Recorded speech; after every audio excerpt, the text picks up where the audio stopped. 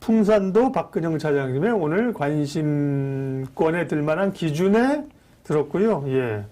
다음은 여러분들이 많이 궁금해하실 종목인데 현대차이고요. 현대차 얘기를 하시게 되면 현대차와 관련된 현대차 브라더스들, 위아, 글로비스, 모비스 이런 얘기도 함께 좀 여쭤볼게요. 예. 네. 현대차. 네, 뭐 현대차 그룹을 가지고 계시면서 숨 넘어가신다는 분들 많은데요. 네. 그 아까 말씀드렸던 LGU 플러스 가지고 계신 분들은 1년 넘게 숨 넘어가서 이미 이제 거의 뭐 고사 직전까지 갔었던 상황으로 보시면 됩니다. 왜냐하면 아까 말씀드렸던 연초에 14,000원 언저리였는데 이제서야 14,000원 왔고요. 지수는 2,000포인트 초반에서 3,200까지 왔습니다. 그러니까 사실 말도 안 되죠. 주가는 그런데 뭐 실적은 뭐 LGU 플러스가 엄청나게 좋아졌죠. 그럼에도 불구하고 주가가 이제 작년 연초 가격이기 때문에 거기에 비하면 현대차 그룹은 사실은 애플카 이슈가 있으면서 30만 원대 정도까지 한번 슈팅이 나가줬잖아요. 오버슈팅 했죠. 예, 네. 그래서 나가줬었기 때문에 사실 한번 수익 낼 구간은 분명히 있었고요. 다만 이제 그 이후에 좀 주가가 22만 원대까지 좀 빠져는 있는데 저는 충분히 이제 코로나 사태 이후에 지금 이제는 좀 이제 갈만하다. 근데 반도체 관련된 차량용 반도체 쇼티지 이야기를 많이 하시지만 네, 사실은 4월 이제 미국 시장 판매치를 보면은 역대 최대치를 팔았지 않습니까? 그래서 이제 물론 이제 실질적인 어떤 차량용 반도체 쇼티지는 5월달에 영향이 가장 클 수 있는데 이 5월달 영향이 생각보다 그렇게 크지 않을 가능성이 크다. 왜냐하면 차량 대수로 봐서는 다소 이제 뭐 몇만 대 정도 좀 차량이 줄어들 수는 있는데 이게 예를 들어서 소나타라든지 엘란트라 미국 시장에서 다소 좀 이렇게 저가 모델 그리고 잘 안 팔리는 모델로 좀 영향이 있을 것 같고 믹스라는 게 있는데 믹스 개선을 통해서 이제 제네시스로 몰빵한다는 거거든요.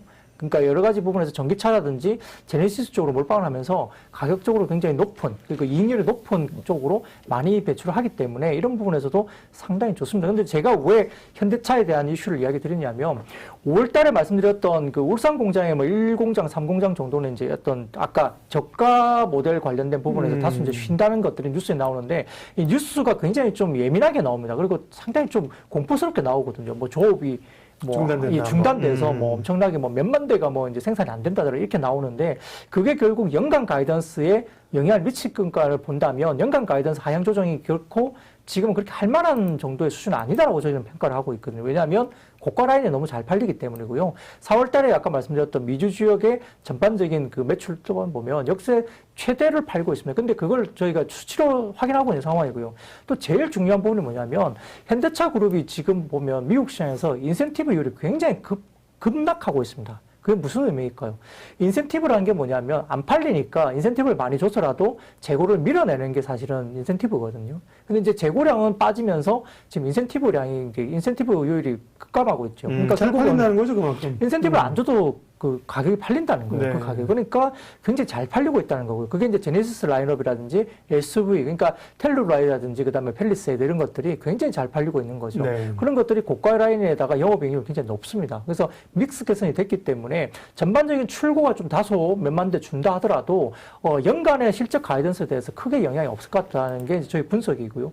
미국 같은 경우도 GM 같은 경우도 보면 4월 달에 실적 보면 굉장히 서프라이즈하게 나왔습니다. 나쁘지 않은 상황입니다. 그래서 5월 달 보릿고기에 좀 넘어갈 때가 지금 껄떡고기가 이제 결국은 주가의 저점일 가능성이 높고요. 다소 지금은 다른 거 움직일 때 못 움직인다 이렇게 불평이 있을 수 있겠지만 새롭게 신규 라인업을 포트를 짜놓기 위해서는 이만큼 좋은 시기가 없죠. 그래서 현대차라든지 기아차 이런 부분도 좀 봐야 되는데요.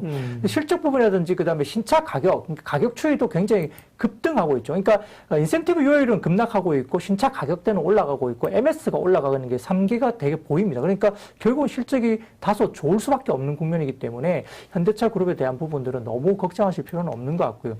다만 이제 모비스를 포함한 이 그 부품업체들은 다소 이제 밸류가 완성차보다는 다소 좀 떨어질 수밖에 없죠. 왜냐하면 모비스 같은 경우는 일단은 그 현대기아차만 바라보는 회사가 아니죠. 만도도 마찬가지고요. 그래서 아마 이제 글로벌 그 다른 완성차들을 좀 바라볼 수밖에 없는 국면이기 때문에 매출 구조에서 그러니까 글로벌 완성차가 현대기아차처럼 잘 대응을 했느냐 그렇지 않을 수도 있죠. 그렇기 때문에 다소 밸류에 대한 부분들이 다소 좀 보수적으로 추정을 할 수밖에 없고요. 완성차인 현대기아차 같은 경우는 굉장히 좋다는 부분이고요. 과거에 지금 기아차 같은 경우가 상당히 현대차보다는 다소 이제 디스카운트를 많이 받았습니다만 최근 들어서는 그 디스카운트 부분도 사실 좀 따라잡고 있는 부분이어서 기아차도 많이 올라오고 있다는 점도 상당히 고무적이고 그래서 아마 목표주가 관련 괴리율로 본다고 하면 지금 기아보다는 지금 현대가 상당히 좀 더 좋습니다. 왜냐하면 기아 같은 경우는 기존의 기아차에서 기아로 로고 변경되면서 단기적으로 네. 비용이 이제 좀 발생했을 겁니다. 그래서 이익단이 좀 이렇게 훼손될 수 있을 가능성이 있고요. 다만 현대차 같은 경우는 그런 게 없죠. 그래서 상대적으로 지금 현대차가 30만 원에서 33만 원 정도의 목표 주가 나오는데 22만 원 괴율이 상당히 좀 높은 편이고요. 기아 같은 경우는 지금 목표 주가가 11만 원 정도 나와 있는 걸 기억을 하는데 8만 원대 중후반 정도면은 다소 좀 이제 괴율이 상대적으로 낮다는 점에서는 현대차가 좀 더 매력적인 구간을 볼 수 있습니다. 그래서 자동차는 저는 5월 달에 상당히 모아가야 될 자리이고요. 하반기에 들면서 5월 지나고 나서 6월 달 정도부터는 차량용 반도체가 쇼티지가 어느 정도 마무리될 거로 보고 있고요. 지금 대만 업체에 대해서도 지금 미국이 상당히 압박을 넣고 있습니다. 미국에 와서 이게 이제 관련된 차량용 반도체를 빨리 만들어라, 증설해라 이야기를 하고 있고 물량도 늘려라 계속 압박을 하고 있기 때문에 아마 6월도 마찬가지고 그리고 사실 이제 바이든 대통령 입장에서도 그쪽에서 이제 그 표심을 갖고 있는 이 제조 공장을 갖고 있는 이쪽 그러니까 그쪽에 관련된 자동차 라인업에 관련된 제조들이 굉장히 많이 있는 이쪽 지역에 대해서 표심과 관련된 여러 가지 여론을 이제 형성할 수밖에 없기 때문에 자동차 관련된 부분에서 차량용 쇼티지 이 부분을 해결하려고 적극적으로 달려들 겁니다. 그래서 저는 6월달 정도부터는 마무리가 될 거다 생각하고 있어서 5월달 이 보릿고개가 절호의 찬스다 바라보고 현대기아차 열려가도 될 것 같습니다. 예. 그런 악재가 있지 않으면 주가가 이렇게 살만한 가격으로 사실 안 내려오죠. 네. 그렇죠. 악재가 있는 건데 차량용 반도체 얘기가 구조적인 올해 연간 실적의 발목을 완전히 잡는 요인이 되는 거냐 아니면 살 기회를 주느냐 이제 차장님은 사모을 수 있는 기회를 준다고 보셨고 자동차 관련주 가운데서는 현대차를 탑픽으로 꼽으셨습니다. 기아를 얘기하시는 분도 많습니다. 이제 예, 기아가 현대차보다는 조금 더 수익성이라 이런 게 좋아 기아를 보시는 분이 많고 거기에 대해서는 뭐 현대차나 기아나 좋게 보시는 분이 많고 고민은 네 거기보다 이제 아래단 모비스도 뭐 모비스 실적이 1분기 안 좋았죠, 그죠? 지난주에고 아까 물어보신 분들이 현대 글로비스, 현대 위아인데요. 보면 위아 같은 경우는 보면 오를 때도 가팔랐지만 사실 현대차나 기아보다도 한 단계 좀 내려왔어요. 뭐 글로비스는 좀 돌아서서 아까 이제 고생하다 돌아섰는데 좀 팔까 기다릴까 하셨는데 그 추가적으로 좀 코멘트 좀 주실래요? 네. 네, 아까 이제 기본적인 컨셉은 말씀드렸습니다. 완성차는 큰 무리가 없어 보이고, 이 부품사들은 아무래도 완성차보다는 다소 보수적인, 그리고 멀티플을 더 높게 주기가 어려운 상황이기 때문에 좀 시기적으로는 좀 뒤쳐져서 이제 따라갈 가능성이 있다고 좀 보는 거고요. 이제 현대모비스 같은 경우는 이제 자동차 관련해서 그 전기차 관련된 섹터에 대한 이슈가 있습니다. 왜냐하면 현대차 그룹이 전기차 관련된 부품을 모비스 쪽에서 가져오거든요. 그렇기 때문에 아마 미국 쪽에서 이제 지금 여러 가지 그 세제 혜택이라든지 지원금을 주겠다는 이슈가 있어서 현대차 그룹에서는 이제 미국 쪽에 그 공장을 두고 거기서 이제 부품단을 가지고 그 미국 현지에서 아마 전기차 생산을 할 가능성이 좀 높다고 봅니다. 아마 그런 인센티브를 확정은 아니지만 조만간 그 이야기를 계속 나오고 있는 상황이어서 아마 미국 현지에서 이제 현대차 그룹이 이 부분들에 대해서 전기차를 생산하기 시작한다면 모멘텀이 될 가능성이 있고 그걸 이제 모비스가 조달을 하면서 이제 프리미엄을 좀 받을 수 있겠죠. 그래서 모비스는 전체적인 어떤 지배구조 개편 입장에서도 나쁘지 않은 구조이기 때문에 좀 보셔야 될 것 같고요. 뭐 글로비스도 비슷합니다. 그래서 이런 부분들. 근데 이제 만도는 또 이번 실적이 괜찮았습니다. 오히려 이제 모비스는 조금 어닝데이에서 조금 아쉬운 부분이 있었지만 만도는 또 괜찮았어요. 그래서 아마 좀 완성차가 먼저 움직이기 시작하면 아마 다소 뒤따라서 아마 부품도 오른다고 국면에서는 이제 순환될 수밖에 없습니다. 많이 오르고 나면 물에 결국 이제 다리 차면은 기울거든요. 그쪽에서 포트가 나와서 많이 못 오른 섹터. 그러니까 반도체도 이제 오늘 말씀 안 드렸습니다만 반도체라든지 자동차 섹터로 분명히 수급은 다시 들어온다는 점에서 다소 좀 느긋하게 좀 더 이제 매수를 좀 해보고 비중 확대도 해보면 하다 판단됩니다. 차는 그런데 이제 부품주 같은 경우는 훨씬 더 변동성이나 추세가 좀 약하니까 그러니까 제가 이제 기왕 뭐 사실은 질문에 대한 답변을 해드리는 거니까 제가 이제 여러분의 입장에 서서 좀 여쭤보면 글로비스도 이제 지배구조 개편에 대한 기대감들이 있지 않습니까? 그 좋다고 해서 샀는데 빠져가지고 아유 고생하다가 지금 한 17만 원대까지 17만 7천 원, 8천 원 갔다가 19만 9천 원. 횡보하면서 지금 올라갔어요. 이제 본전쯤 온 것 같은데 아이고 괴롭네요. 여기서 팔까요? 더 기다릴까요? 네, 뭐 저는 자동차 섹터는 여전히 비중 확대입니다. 뭐 8대는 아닌 것 같고요. 랠리가 아직 시작 안 됐다 보고, 뭐 주가가 뭐 작년 생각하면 뭐 15만 원대 막 계속 생각을 하시는데, 네. 어닝이 벌써 뭐 기아차 같은 경우도 벌써 1조 원을 버는 회사가 됐습니다. 그래서 밸류에이션이 이제 실적이 좋아지면서 밸류에 대한 부담이 여전히 없는 주가라는 측면에서는 결국은 자동차 섹터는 단순히 지금 쉬고 있어서 열불 나시겠지만, 네. 그래도 비중 확대를 할 수 있는 기회라 생각 들고요. 지금 뭐 글쎄요, 뭐, 아직은 화학업종에 대해서는 뭐 굉장히 좋게 이야기를 많이 하시는데, 아까 네. 말씀드렸듯이, 그 화학업종 관련된 지표가 이제 사상 최고치 지표를 뚫고 올라가서 막 이게 굉장히 뭐 이렇게 빅사이클이라고 굉장히 과열되어 있거든요. 그래서 밸류를 보면 여전히 쌉니다. 뭐, 금호석유도 여전히 싸고, 목표주가 대비 괴리도 아직 있는데요.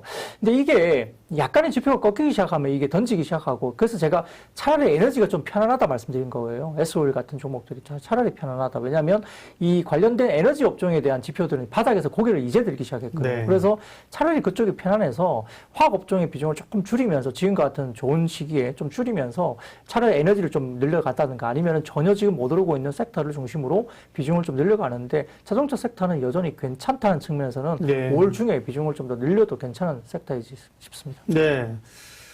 글로비스에 대한 시각, 여쭤봤죠? 뭐, 이 정도면 충분히 답이 되실 걸로 얘기하고요. 네, 박근영 차장님의 시각이 그렇다는 거예요. 또 우리 박 차장님을 이제 알고 계신 분, 신뢰하신 분들은, 그 얘기를 들으시고 참고하시면 되는, 거고요. 시장에는 또 100개의 시각, 100개의 생각이 있을 수 있습니다. 네, 그걸 참고하시면, 되고요.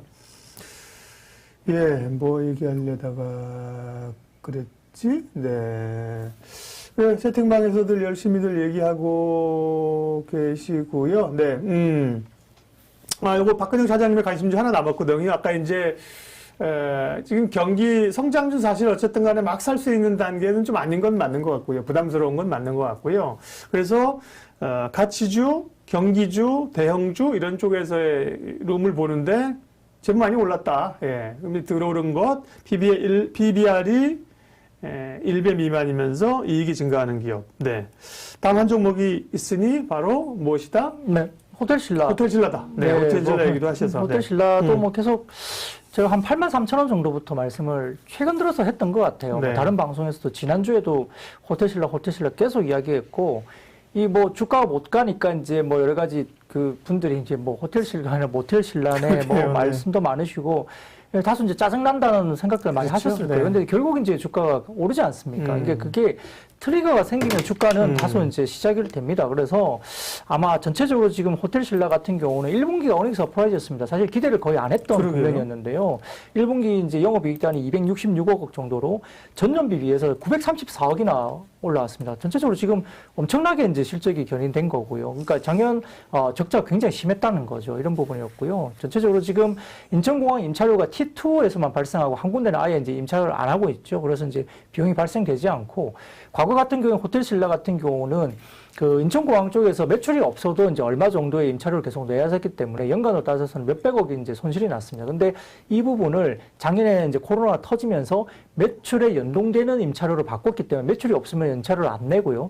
매출이 조금만 생기면 거기에 대해서 몇 % 내기 때문에 임차료 관련된 부담이 완전히 줄어들었죠. 그래서 구조조정이 끝났고 T1을 없애고 T2만 이제 가져가는 거죠. 그래서 비용단에 상당히 구조조정이 완전히 완료가 됐기 때문에 이게 매출단이 올라오기 시작하면 이익 레버리지가 급증할 수 있는 구조를 이미 만들어 놨습니다. 근데 이제 우리가 봤을 때 제일 중요한 것은 이 중국의 소비가 시작이 되고 이 소비가 본격적으로 이제 소비가 이제 진작이 됐고요. 두 번째로는 중국 내 소비 중에서도 화장품 섹터에 대한 소비가 급증하기 시작된 게 확인이 됐기 때문에 지난 4분기부터 그랬습니다. 그래서 이런 부분에서 결국은 호텔신라의 실적단이 좋아질 수밖에 없는 상황이고 1분기 실적이 266억 나왔는데 거기서 좀 뜯어서 좀 구체적으로 보자면 3월달, 이 3월달부터 면세점 사업이 흑자 전환한 게 월 단위로 이제 확인이 됐다는 점입니다. 따라서 이제는 뭐 해외 쪽에 이제 뭐 외국인들이 들어오는 부분 그리고 국내에서 나가는 부분들이 거의 없다시피 한 상황에서 일부 이제 왕래를 좀 하고 있는 상황인데 이렇게 놓고 봤을 때도 월별로 지금 이미 흑자가 돌아섰다. 월별로 흑자 돌아섰다는 점은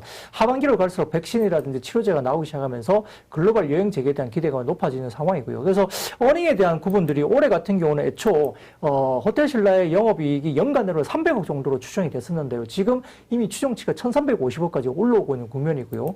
2022년 같은 경우는 지금 영업이익 추정치가 지금 전체적으로 굉장히 많이 올라오고 있습니다. 아마 2022년 추정치가 같은 경우는 아마 2천억대 중반 정도까지는 올라오는 것 같고요. 전체적으로 한 2,900억까지도 내년을 바라본다고 그러거든요. 그리고 2023년도 같은 경우는 3,800억 정도 수준까지 지금 이 추정치가 올라오고 있습니다. 그러면 올해 하반기에 여행 재개에 대한 이슈가 아마 만약에 구체화 된다면 호텔시라 같은 경우는 아마 2023년도 영업이익 추정치까지 당겨서 주가가 먼저 선반영될 가능성이 있다고 보고요. 폭발적인 수요 때문에 아마 주가가 굉장히 다이나믹하게 오름쪽일 수 있습니다. 지금 최근에 약 한 주가가 10% 정도 올라왔습니다. 그래서 다소 지금 10% 올라온 국면에서는 눌림목을 좀 기다릴 만한 필요도 있는데요. 그럼에도 불구하고 원래 이제 제가 이제 유통업체를 이야기할 때 작년 4분기부터 올해 1, 2분기까지는 백화점이 이끌 것 같고 두 번째로는 유통 관련된 우리가 이제 편의점이 좀 올라갈 것 같고 3, 4분기 이후부터는 이제 관련해서 면세점이라든지 화장품이 올라온다 생각했는데 이 편의점이 약간 애매해졌어요. 왜냐하면 어닝 관련해서 백화점이 지금 2분기 들어서도 너무 좋습니다. 그래서 면세 관련해서도 뭐 신세계가 좋기도 하지만 백화점이 현대백화점의 신세계가 백화점이 너무 드라마틱하게 좋기 때문에 편의점이 좀 올라온 게 티가 안 나요. 근데 여기다가 지금 면세점이 화장품까지 좋아지면서 지금 면세점이 올라오고 있는 상황이고요. 오늘 같은 경우도 화장품 종목들이 굉장히 또 같이 좋았습니다. 그렇기 때문에 편의점이 약간 중간에 끼면서 그리고 일부 편의점에 요즘에 좀 노이즈가 좀 있잖아요. 광고 마케팅 하면서 약간 뭐 남성 혐오, 뭐 군 혐오 이렇게 돼가지고 뭐 불매 운동 이렇게 있다고 하는데 사실 실제 따져보면은 매출단에 크게 영향 없을 것 같은데 그런 국면에서 다소 이제 편의점이 좀 중간에 끼어버렸고요. 근데 이제 지금 백화점에서 면세라든지 화장품 쪽으로 바로 넘어가는 분위기가 된 것 같습니다. 그래서 최근에 뭐 연우도 좋다 말씀드렸고 또 펌텍코리아가 상대로 싸니까 좋아 보인다 말씀 같이 드렸었고 코스맥스 너무 좋다 말씀드렸고 했는데 이런 부분에서 지금 하반기로 가면은 이제 우리가 클리오 같은 색조 화장을 하는 이런 회사들도 좋아 보인다 해서 이제 클리오도 굉장히 좋아 보이는데요. 이제 면세점은 이런 화장품 베이스가 상당히 좋아지면 결국은 면세점은 실적이 좋아진다는 국면에서는 호텔 신라도 짧은 호흡이 아니라 좀 길게 보시더라도 여전히 호텔 신라 룸이 좀 많이 남아있는 측면에서는 좋아 보인다 말씀 충분히 드리겠습니다.